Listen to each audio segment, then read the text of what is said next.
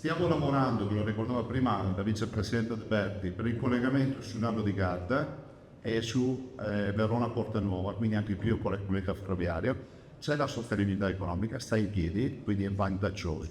E penso che anche questo sia un'opera che alla fine il Ministero ci ha dato disponibilità per finanziare tutta la fase progettuale, questo ve lo annuncio.